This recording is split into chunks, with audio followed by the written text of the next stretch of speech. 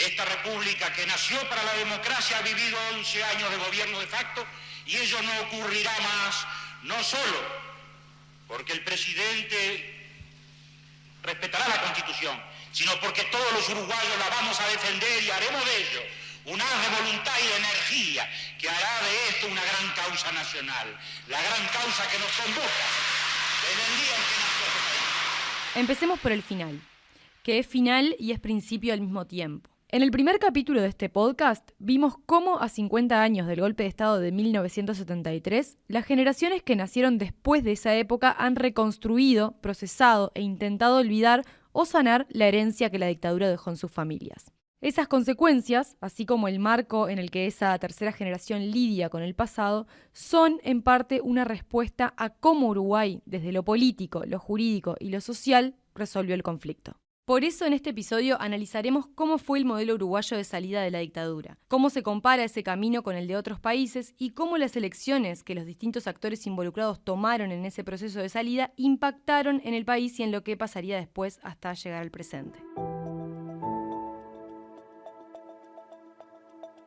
El camino hacia la vuelta de la democracia empezó en 1980. Cuando el gobierno impulsó un plebiscito para reformar la Constitución que daría legitimidad a la presencia de militares en el gobierno. Sí, por mi país, sí, por Uruguay, sí, por el progreso. El no a la reforma se impuso con un 57% de los votos y empezó así un camino de transición que terminaría con la asunción de Julio María Sanguinetti como presidente el 1 de marzo de 1985. Este país ha atravesado 11 años de dictadura y ha atravesado 2 décadas de desencuentros. Es la hora entonces en que hoy busquemos no solo la superación de la situación de dictadura que estamos superando en este mismo instante, sino que luchemos también por esos tiempos de reencuentro que tienen que venir y que son nuestra única arma y nuestra única fortaleza. Pero la salida no fue tan ordenada ni sencilla, sino que fue el resultado de una negociación de varios meses entre los militares y los partidos políticos. Una negociación que hace que la salida uruguaya sea particular y única en comparación a los caminos que transitaron otros países en situaciones similares y que permitió, por un lado, un regreso pacífico a la vida democrática que se ha mantenido hasta el presente. Pero también tuvo un lado negativo, la ausencia de verdad y justicia. Los uruguayos tendemos a creer que somos una especie de pueblo elegido, un país diferente a todos, un paradigma de virtudes y buenas costumbres, una sociedad modelo y única. La realidad no es tan luminosa, pero a veces hacemos fuerza para que esa idea parezca real. Por ejemplo, la dictadura empezó a despedirse después de un proceso democrático electoral. Tras la derrota de la reforma en el plebiscito de noviembre de 1980, se abrió una etapa de transición que duró 3 años y medio, durante la que se definieron las reglas y las condiciones para el regreso de la democracia. En 1982 se hicieron elecciones internas en los partidos políticos en las que los sectores que se oponían más radicalmente a la dictadura se impusieron y derribaron la idea del gobierno militar de ceder el poder a un sector amigo.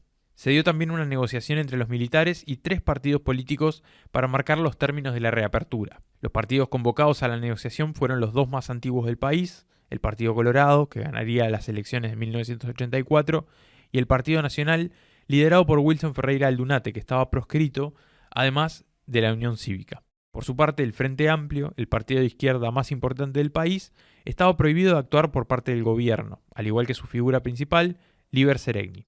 Las negociaciones tuvieron 2 instancias. La primera empezó en el Parque Hotel de Montevideo en mayo de 1983 y se interrumpió después de 7 reuniones en julio de ese año. Recién se retomarían las conversaciones en julio de 1984, en el Club Naval, ya con el Frente Amplio pero sin el Partido Nacional, que decidió no participar. El 3 de agosto se formalizó el acuerdo que daría el marco regulatorio para la salida. Uno de los principales protagonistas de aquella negociación fue Julio María Sanguinetti. El que luego sería 2 veces presidente, era en ese momento el precandidato colorado a la presidencia y secretario general de su partido. Estábamos buscando una salida por donde la encontráramos, buscando los huecos. Y ahí no habíamos llegado una tarde porque dijimos, hoy llegamos al Club Naval. No, era un largo proceso que nos había ido aproximando y en el cual había un sector militar que claramente estaba proclive a la salida porque entendía que su ciclo estaba terminado. Aún aquellos que seguían diciendo o defendiendo el golpe de Estado en su momento y diciendo en su momento no estuvimos mal. Lo que pasa es que hoy sí, ya eso se pasó. El actual senador y ex candidato presidencial del partido Cabildo Abierto, el general retirado Guido Manini Ríos, era en aquel momento un soldado veinteañero que veía desde adentro las percepciones de sus camaradas y sus superiores sobre el final de su periodo al frente del gobierno nacional. Algunos, como dijo Sanguinetti, apostaban por la salida, pero no era una posición unánime. En las Fuerzas Armadas había mucha gente, había muchos militares que decían no se debería transitar este camino de salida, no había ninguna razón de fuerza, digamos, no era que había una resistencia popular y nacional y heroica y había muerto y herido, no era eso, la vida era normal, tranquila, generalmente en las calles, en todos lados. Manini Ríos, sin embargo, se paraba desde otro lugar. Yo recuerdo haber comentado cuando Gregorio Alber fue elegido presidente que se cometía un grave error en prorrogar el proceso. Una vez el plebiscito del 80, para mí, en vez de asumir Álvarez en septiembre del 81 como asumió, ahí nomás había que haber llamado a elecciones y haber entregado el gobierno ahí, porque hubo un proceso de desgaste en esos 3 años y pico del gobierno de Álvarez que se pudo haber evitado. Otro expresidente, José Pepe Mujica, considera desde la perspectiva del presente que a los políticos que negociaron la salida no les quedó otro camino posible. Yo creo que primó un sentimiento de seguridad, ¿no? Lo más importante es sacárselo los militares encima y después vemos, me da la impresión. Y creo que fue una negociación donde se cedió y da la impresión de que no había mucha otra alternativa tampoco. Aunque se ha puesto mucho el foco en la negociación política que llevó a la salida de la dictadura, lo cierto es que fue un proceso en el que también hicieron su parte organizaciones sociales y también todas las personas que empezaron a protestar en manifestaciones o con paros, o tomando sus cacerolas y golpeándolas cada noche para manifestar su disconformidad con la continuidad del gobierno militar.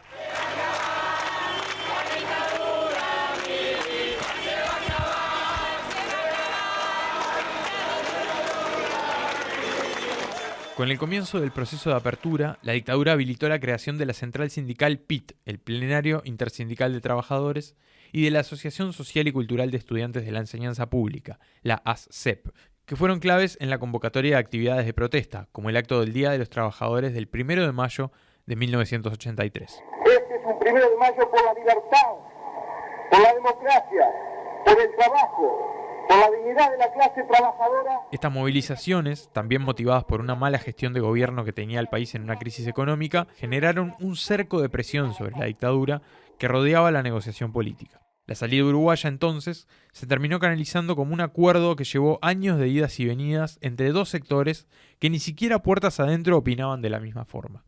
Esa cualidad de pacto entre políticos y militares la hizo distinta, por ejemplo, a la salida argentina, que terminó con juicios a la Junta de Gobierno, o a la brasileña, que fue un proceso de apertura gradual, política y social de varios años. El camino más parecido al uruguayo fue el chileno, que también incluyó un plebiscito decisivo y una negociación. El parecido, de hecho, no es casual, como nos va a contar ahora el historiador Carlos de Masi. La salida uruguaya de la dictadura fue bastante excepcional. Fue el modelo de salida de las dictaduras de América del Sur.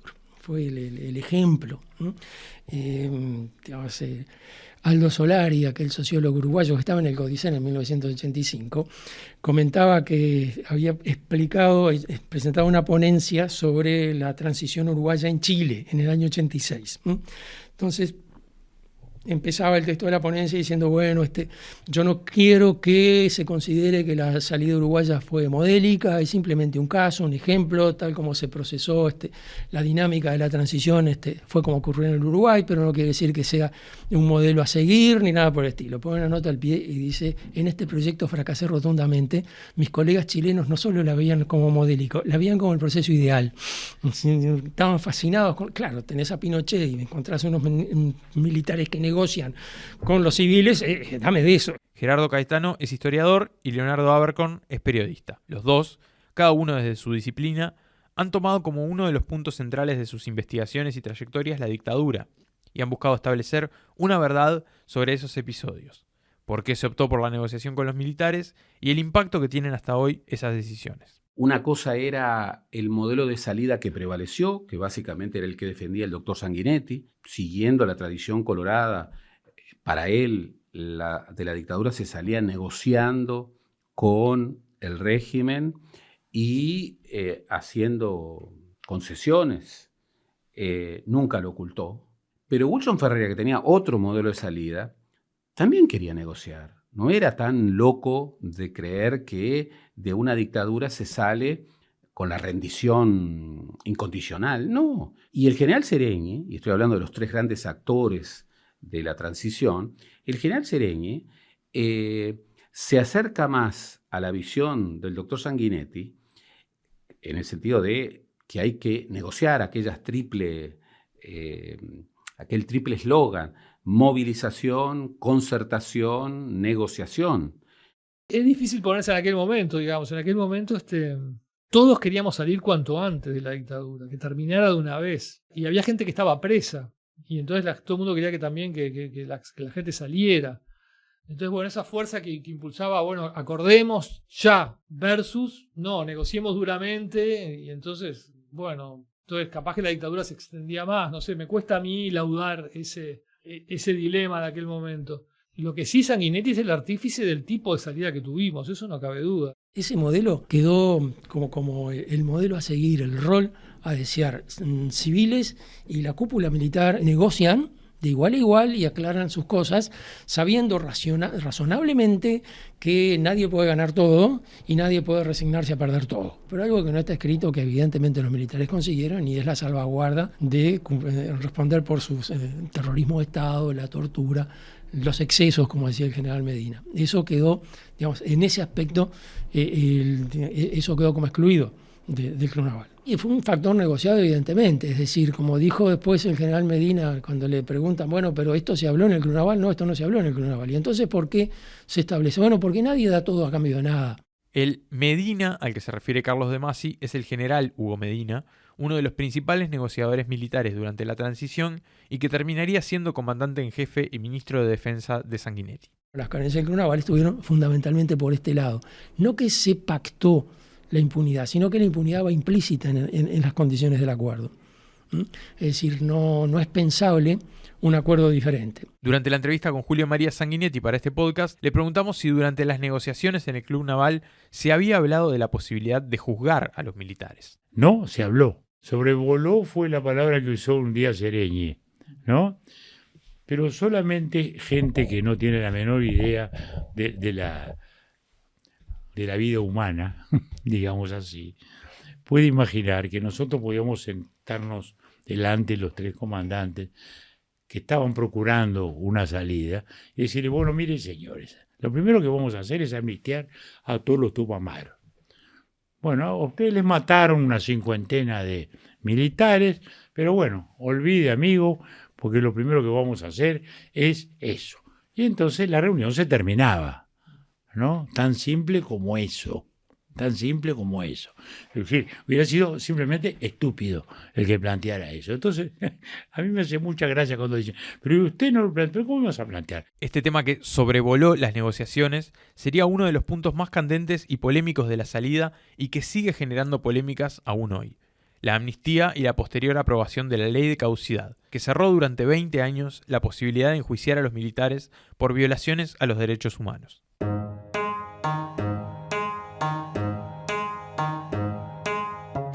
Gerardo Bleier es periodista.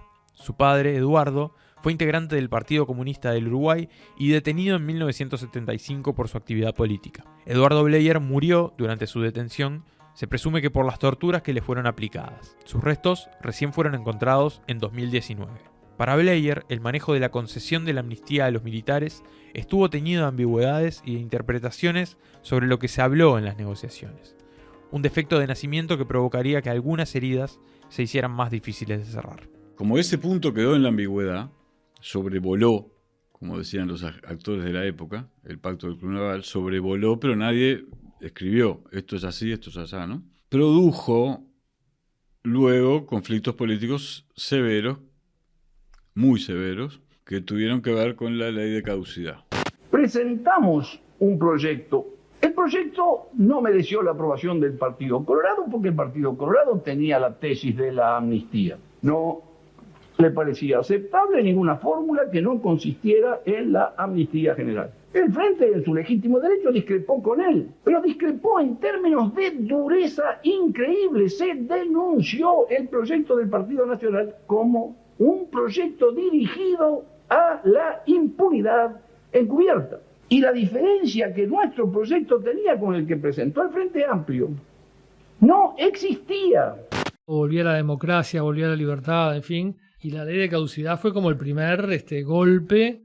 Que bueno, no va a ser todo tan idílico como creíamos que iba a ser. Una de las condiciones para el final de la dictadura fue la aprobación de una ley que establecía la amnistía de los delitos políticos comunes y militares conexos con estos, cometidos a partir del 1 de enero de 1962. En esa ley quedaban por fuera los delitos cometidos por militares y policías. El 28 de agosto de 1986, el presidente Sanguinetti anunció que enviaría al Parlamento un proyecto de ley para amnistiar a los militares. La amnistía que allí se proponía era total y respondía a una tensión creciente por las primeras denuncias de violaciones a los derechos humanos hechas por los presos políticos y que empezaban a llegar a la justicia uruguaya.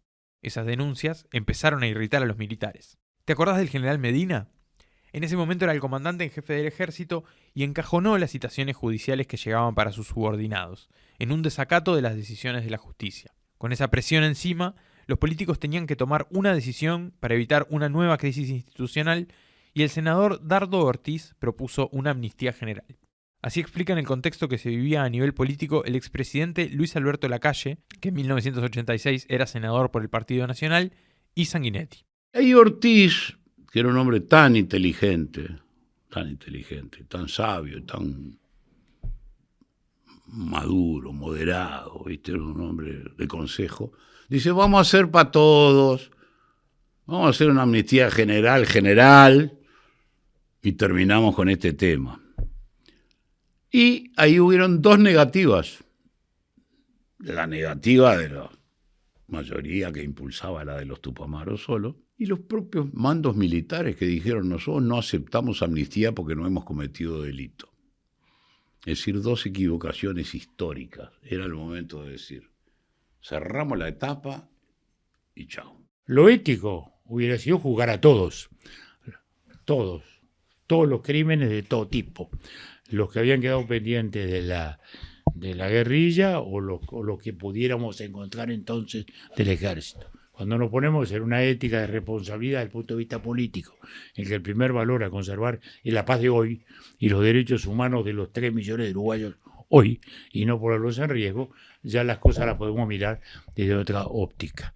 Y ahí es donde sí hubo una amnistía hacia la guerrilla, digamos, y una amnistía luego hacia los militares. Mientras los legisladores debatían el camino a seguir, para el 22 de diciembre de 1986 estaban previstas las primeras comparecencias de militares ante la justicia civil. Los días pasaban, la fecha se acercaba y la presión subía. No hay objetivo más importante que el de consolidar las instituciones democráticas. Y para consolidar las instituciones democráticas nosotros vamos a estar detrás del gobierno que el país se ha dado, aunque no nos guste. Porque lo importante, repito, es no correr siquiera el riesgo de que pueda sucedernos nuevamente esta pesadilla de la que estamos tratando de salir. Ahí aparece Wilson Ferreira Aldunate, que apelando a aquellas ambigüedades y a aquel sobrevuelo del tema durante las negociaciones en el Club Naval, se plegó a la postura del gobierno colorado y promovió una nueva ley que tuvieron el cuidado de no calificar como una amnistía, sino que marcaba el final de los procesos judiciales e impedía que esos delitos fueran investigados, salvo por algunas excepciones que en la vía de los hechos no se llegaron a hacer hasta mucho después. Luego de una maratónica sesión que empezó el viernes 19 de diciembre y terminó en la madrugada del 21, la ley 15.848 de caducidad de la pretensión punitiva del Estado fue aprobada en la Cámara de Senadores y luego por la de Diputados. El 22 de diciembre, el gobierno la promulgó y frenó los procesos que empezarían ese mismo día. La aprobación de la ley dejó un gusto amargo a parte de la población e incluso a algunos de los parlamentarios que habían votado a favor. Hace pocos días volví a leer el debate de la ley de caducidad y hay unos cuantos legisladores, no uno, sino unos cuantos, sobre todo el Partido Nacional, pero algún colorado también, que dicen claramente, nada me pesa más que tener que votar una amnistía a los que torturaron, pero es lo que impone la necesidad del momento, es la hora política impone esto. Y la verdad no me hace gracia. Y ahí salió la ley de caducidad, que es una más o menos, y que después fue ratificada por plebiscito, por intento de reforma, y sin embargo se sigue aplicando en lo que para mí es más revancha que justicia. Yo creo que se está cometiendo un grave error por el Poder Judicial en seguir adelante con estos, que lo que hacen es que la herida permanezca abierta. Y en eso hay una intencionalidad, no hay duda. Hay gente que dice el plebiscito fue un visto bueno a la dictadura o un visto bueno a... La otra vez alguien decía, yo no podía creer de estarlo viendo, que fue un visto bueno al uso de la tortura. Bueno, yo ya ejercía el periodismo en esos años, no lo veo para nada. La inmensa mayoría de los que votaron amarillo, el razonamiento que hacían era... Si no sacamos esta ley, va a haber un golpe de Estado tácito o está el riesgo de que volvamos a tener una dictadura y que volver para atrás y volver a una inestabilidad política que el Uruguay no puede darse el lujo de tenerla. Leonardo Abercorn acaba de mencionar un voto amarillo, y es que de ese gusto amargo que dejó la ley hubo sectores políticos que no lo tragaron. En enero de 1987, con la ley vigente hacía apenas un par de semanas, el Frente Amplio anunció que convocaría a un referéndum para derogarla. En abril de 1989, después de un largo proceso, se realizó la votación que definiría si la ley de caducidad seguiría vigente o no. Quienes querían eliminarla tenían que introducir una papeleta verde, un color bastante irónico dado el contexto, y quienes querían mantenerla una papeleta amarilla, la que mencionó Abercorn hace algunos momentos.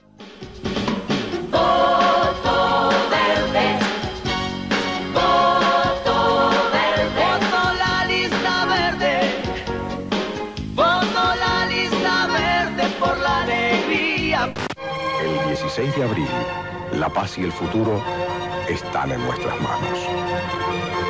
Por eso votamos la hoja amarilla. Con un 57% de los votos, ganó el amarillo. El voto verde solo se impuso en el departamento capitalino, en Montevideo. 20 años después, en 2009, volvió a lanzarse otra campaña similar a la del 87, esta vez un plebiscito para reformar la Constitución y modificar la ley para permitir juicios e investigaciones. Esta vez había una sola papeleta de color rosa. Ponerla en el sobre de votación implicaba estar a favor del cambio. Pero otra vez ganó el no, esta vez con un 52,6%. De nuevo, un triunfo en todo el país, salvo en Montevideo y el departamento de Canelones. Esta segunda votación, sin embargo, tuvo más críticas y generó polémicas por los mecanismos aplicados para intentar derogar la ley. ¿Por qué en el Uruguay ocurrió lo que ocurrió y ocurre lo que ocurre? Y bien, porque el Uruguay prefirió, a mi juicio con grave error, una visión autocomplaciente que dijera, bueno, acá salimos sin violencia y configuramos una democracia plena. Y yo no creo que una democracia plena pueda admitir la no justicia, pueda admitir la no verdad, pueda admitir la no memoria y pueda admitir la no reparación. Y esto es un principio inequívoco. ¿Por qué el Uruguay prefirió ese camino? Para responder esa pregunta hay que hurgar profundamente, entre otras cosas, sobre los legados de la dictadura. Tal vez los legados de miedo de la dictadura, tal vez la naturalización de la impunidad, de la no justicia, tal vez la falta de escándalo frente a hechos aberrantes como puede ser la desaparición forzada y tantos otros, la tortura. Pero tenemos que reflexionar mucho sobre eso. Yo no tengo dudas de que la solución uruguaya a la transición no es ejemplar, como se ha planteado, y que es una solución cojitranca. No me da orgullo. Hay muchas cosas que me dan orgullo del Uruguay, esa no.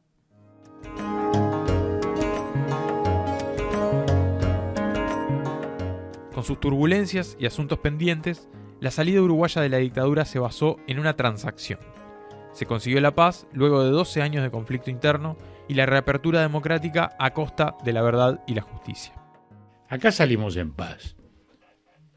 Acá salimos en paz. Y es evidente que no podemos perturbar la vida de las nuevas generaciones por los odios de las viejas. Y si quedamos encerrados en los odios del pasado, nunca vamos a encontrar los caminos del porvenir. El modelo uruguayo fue de borrón y cuenta nueva, de pacificar sin verdad y sin justicia. Tenemos el modelo sudafricano, por ejemplo, que fue por el tema verdad, extremando la verdad, sacrificando la justicia. Nosotros fuimos por un camino que es como sacrificamos la justicia, pero también la verdad, en el sentido que los aportes de la verdad han quedado del lado de los periodistas, la academia o los testimonios de cada uno de los protagonistas, pero no hubo un esfuerzo oficial de construir lo que pasó. Creo que parte de lo que hoy de por qué no logramos dar vuelta a la página hoy son estas dos debes, ¿no? ¿Por qué son tan importantes la verdad y la justicia? Esto nos explicaron la académica Francesca Lessa, profesora de Estudios Latinoamericanos y Desarrollo de la Universidad de Oxford y especializada en cuestiones de derechos humanos en América Latina, y el juez argentino Daniel Rafecas, uno de los responsables de las causas por violaciones de derechos humanos en su país. Resolver las cuentas pendientes con el pasado reciente es parte de las obligaciones internacionales de los estados, que tienen el deber de investigar las violaciones de derechos humanos que se han cometido.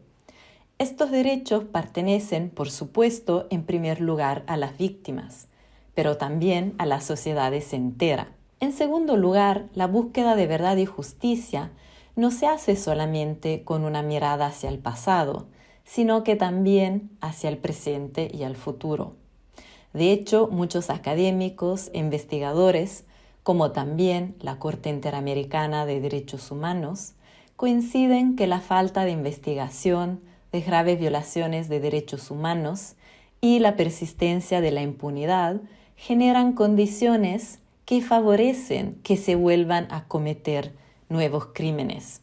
En las sociedades en las que se buscan o se exploran caminos alternativos, obtención de enjuiciamiento y castigo de los criminales, bueno, hay un efecto bastante evidente, que es que lamentablemente los victimarios de delitos graves, ¿no?, como pueden ser torturas, secuestros, a veces también violaciones, saqueos, homicidios, desapariciones forzadas, muchas veces se cruzan en la calle con sus víctimas, lo cual la verdad que a mí me parece algo muy, muy duro, ¿no? Diría inaceptable en una sociedad democrática. A veces hay cosas que uno le llama heridas o cicatrices, ¿no? Porque hoy yo diría que hay dos cosas que quedan abiertas. Una, que es real, que es material, si se quiere, o física, que es la aparición de los restos de los desaparecidos, que es un fenómeno que naturalmente sigue generando en los familiares, digamos, una sensación de vacío, que allí está.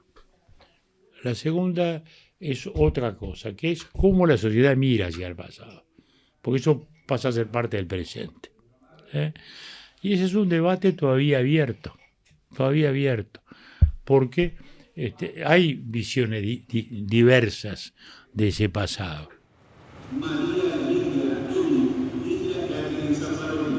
Presente.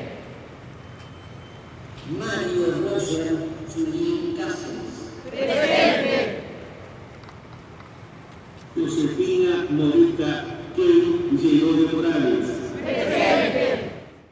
Si la herida sigue abierta es porque todavía quedan cuentas pendientes y porque aún no hay una posición clara sobre qué remedio usar para hacerlo. Esos distintos relatos que conviven y chocan entre sí hacen que saldar las discusiones pendientes sobre la dictadura sea más complicado. Y esas diferencias, en buena medida, vienen de la falta de verdad, que fue sacrificada en la salida. Pero la búsqueda de esa verdad no ceja, aunque el panorama parezca ser desolador, y haya una sensación de que esos distintos relatos nunca podrán generar un terreno en común. Cuando las madres y familiares de detenidos desaparecidos comienzan a aportar la imagen de sus detenidos desaparecidos, la Plaza Libertad, lo mismo pasó en Argentina, eran sometidas a un discurso bastante recurrente, locas, que mienten, ¿no? No hay desaparecidos, se fueron con otras mujeres. Digo, agravios monstruosos, ¿no? Parecen una anécdota, pero desde el punto de vista del que padece la situación, no es una anécdota. En ese estado de cosas, la verdad y la justicia no solo tenían un contenido reparatorio de las víctimas, tenían un contenido también de superación cultural de un drama histórico-político vivido por una sociedad que para fijar un concepto como el nunca más requiere de esa verdad, porque en caso contrario no se puede dimensionar la gravedad de las circunstancias. Yo pensé que ese relato había muerto, pero hace poco lo vi renacer, sobre todo en alguna gente de Cabildo. He visto el mismo relato. Es decir, yo pensé que había muerto ese relato, no murió, está ahí. Hay gente que todavía lo sostiene. No es verdad, digamos, ¿no? Es decir, claramente apareció, por poner un ejemplo, el cadáver de Julio Castro con un tiro en la cabeza, digamos. Está claro que a María Claudia García de Hellman la mataron acá, la dejaron tener un niño y luego la mataron, una niña. Y no son los únicos casos, digamos. Eso ha quedado claramente demostrado. También está, creo que ya archidemostrado que esa justificación utilitaria de la tortura que se hacía era necesario obtener información rápido. Luego se pasó un sadismo, gente que estaba detenida hace años era torturada de una manera sádica, ya no en busca de ninguna información. Es decir, todo ese relato se cayó. Así como periodistas como Abercorn o Bleyer se han sumergido en el tema para intentar reconstruir lo ocurrido y sacar verdades a la luz sobre las acciones de la dictadura, a lo largo de los años se han realizado también algunas otras iniciativas que vinieron desde lo gubernamental.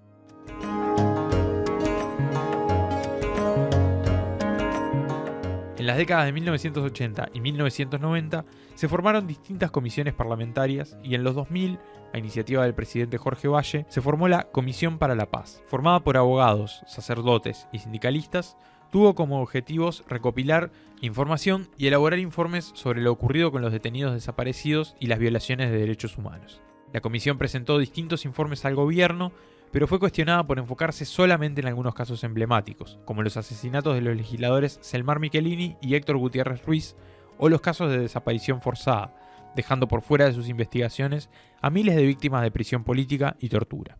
En Uruguay se ha hablado muy poco de los casos de violencia sexual hacia mujeres y hombres, y también sería importante profundizar la búsqueda de los niños robados y apropiados.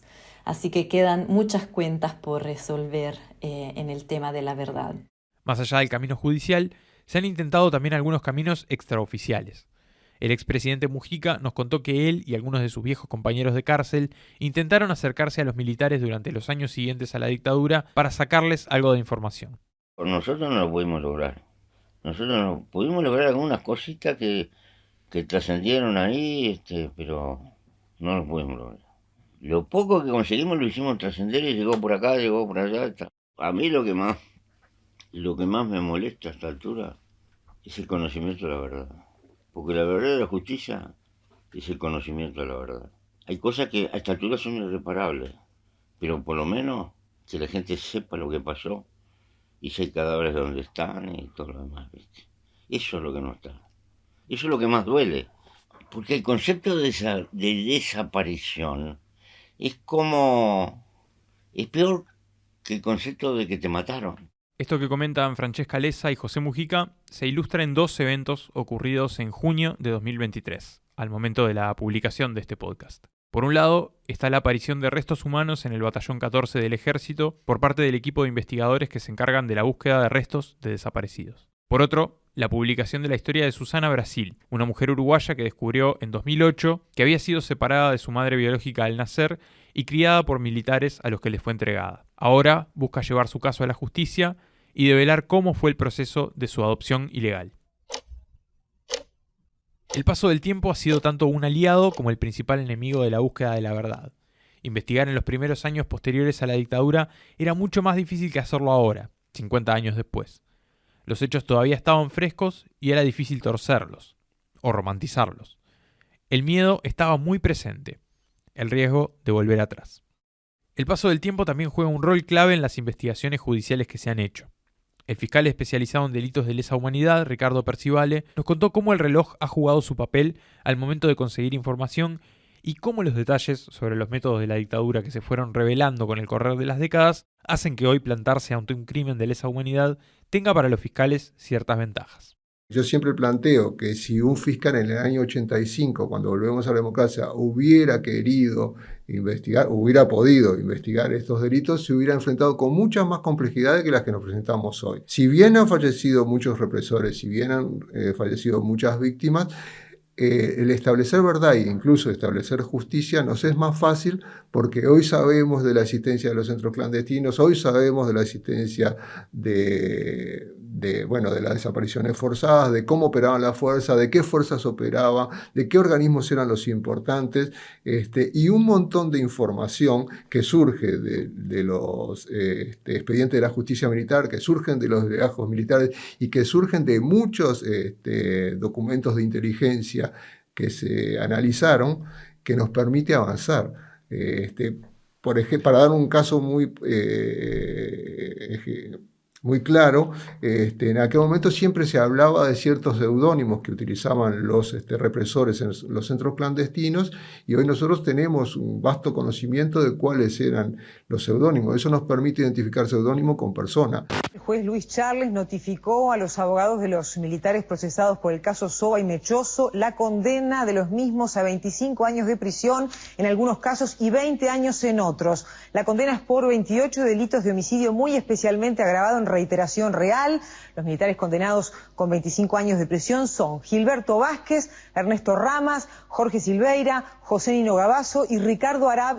La aparición del fiscal Percivale en este relato abre la puerta para hablar sobre la otra sacrificada de la salida, la justicia. Tanto durante como después de la dictadura, muchas víctimas se presentaron ante organismos internacionales para denunciar lo sufrido y ya en aquel momento Uruguay fue observado por violaciones a derechos humanos. A nivel internacional se hicieron algunos juicios que también replicaron en Uruguay. En Argentina se pidieron extradiciones a represores uruguayos y en Italia se condenó a otros. A nivel local, el parteaguas fue la sentencia de la Corte Interamericana de Derechos Humanos de 2011 llamada Sentencia Hellman. Fue la primera vez que Uruguay era condenado por graves violaciones a derechos humanos, tanto en general como en particular por el caso de la desaparición forzada de la nuera del poeta argentino Juan Hellman. El fallo obligó a Uruguay a retomar las investigaciones de crímenes de lesa humanidad que habían sido irregulares hasta entonces por la existencia de la ley de caducidad. Durante 20 años no hubo avances. En 2005 empezaron algunas investigaciones que desembocaron en procesamientos y condenas, pero solo se podían investigar hechos ocurridos en Argentina, donde la responsabilidad hubiera recaído sobre civiles. En ese momento fueron condenados el primer presidente de la dictadura, Juan María Bordaberry, así como el canciller de ese gobierno, Juan Carlos Blanco. En 2018 se creó la Fiscalía Especializada en Lesa Humanidad, que está a cargo de Percivale, y desde entonces, dice el fiscal, hubo avances significativos en las investigaciones, aunque el camino no fue fácil desde el principio. Todos los militares y todos los policías que han ido a declarar a los juzgados niegan siempre los hechos ocurridos y sin embargo centenares de víctimas nos hablan permanentemente de la capucha, de los submarinos, de la picana eléctrica, de colgamientos, de caballetes, de prácticas aberrantes de tortura que además de que lo constatamos con las víctimas, lo constatamos con las muertes porque hubo muchas personas que murieron por tortura. Yo creo que lo que tenían para decir, que quienes podían decir algo al respecto, en algunos casos dijeron y hablaron, y fueron condenados por lo que dijeron y hablaron, y puede ser que algunos no lo hayan dicho o hablado, pero seguramente hoy están muertos los que podrían decir algo, seguramente, y si hay alguien que cayó algo, bueno, es lamentable, ¿no? Yo diría, lo de juzgar no es el verbo que resuelve los temas. En los grandes conflictos colectivos los culpables son muchos, o los culpables son los procesos históricos, los procesos políticos. Efectivamente, hubo ilusiones de justicia. ¿Qué significa eso? Es una expresión que yo utilizo para comprender las dinámicas de impulso y freno que definieron las políticas públicas que se implementaron en Uruguay con el retorno de la democracia. En Uruguay nunca hubo una política de Estado comprometida con la búsqueda de verdad y justicia por los delitos de la dictadura, como sí hubo, por ejemplo, en Argentina. Sin verdad no hay justicia y sin justicia no hay verdad. Y en medio de ese dilema quedan las víctimas, sin respuestas. Las víctimas han convivido con los represores. En el interior esto fue permanente. En Montevideo quizás como hay más anonimato, no, pero en el interior esto fue la constante. Tuvieron que sufrir las violaciones de los derechos humanos y después convivir con esos actores y que esos actores nunca fueran juzgados. Fue doble revictimización. Eso le pasó, por ejemplo, a Gerardo Bleier. La experiencia de la desaparición de su padre generó un doble efecto. Por un lado, un duelo asumiendo lo peor. Por el otro, la sensación de que su padre podía volver a casa en cualquier momento. Un desdoblamiento complejo desde lo psicológico y muy traumático tanto para él como para su familia.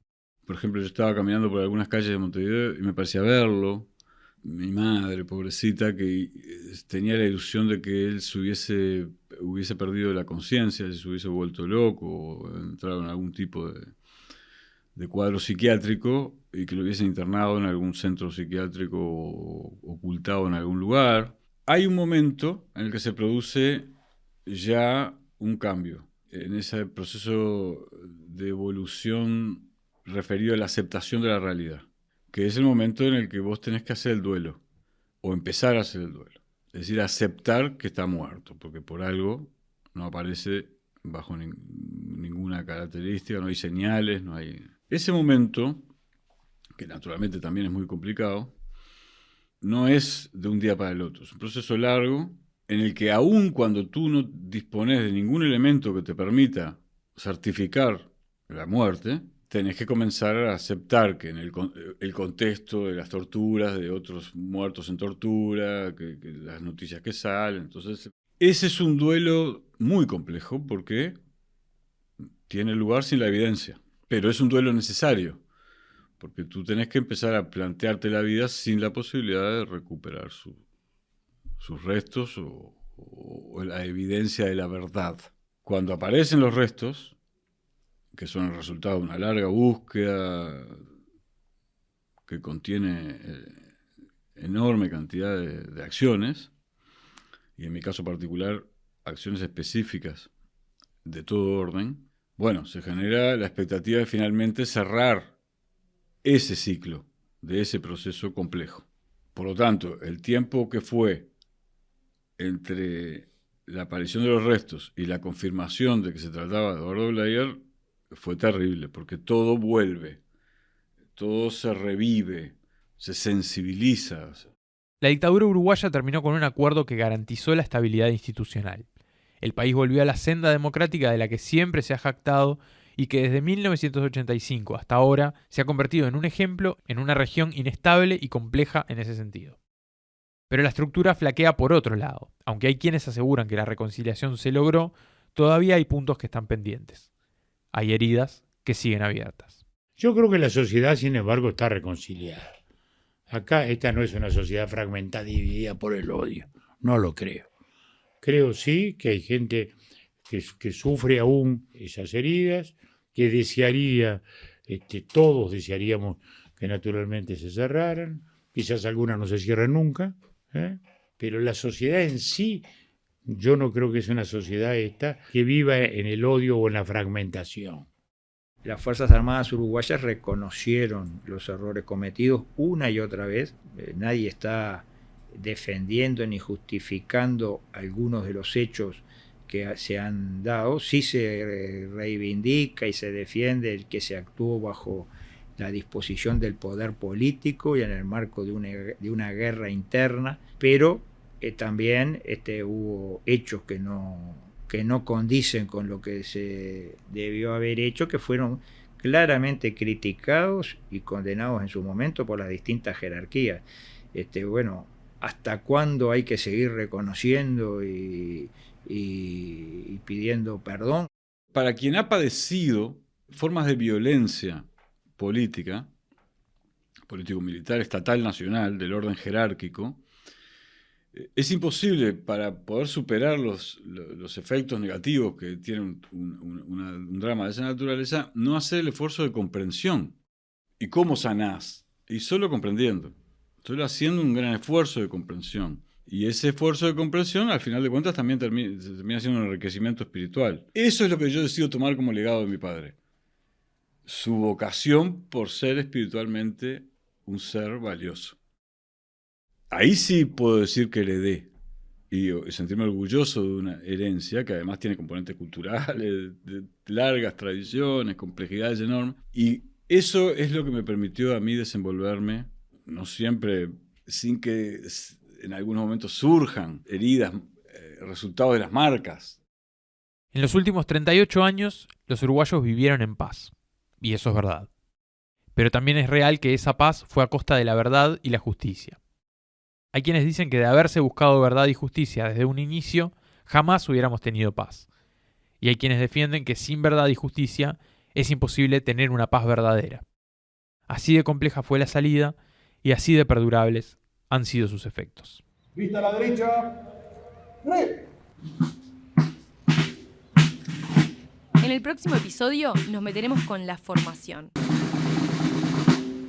Sí, con la formación militar, para analizar cómo esa institución trata el tema. ¿Cómo enseñan la dictadura en la instrucción militar? ¿Qué cambios se han hecho con respecto de la forma en la que se le plantea el tema a los aspirantes que ingresan a las Fuerzas Armadas? ¿Qué relatos quedaron dentro de la institución y cómo es la forma en que las nuevas generaciones de militares se vinculan con esa historia? Acompáñanos en la próxima entrega de La Herida. Escuchaste La Herida, un podcast de El Observador.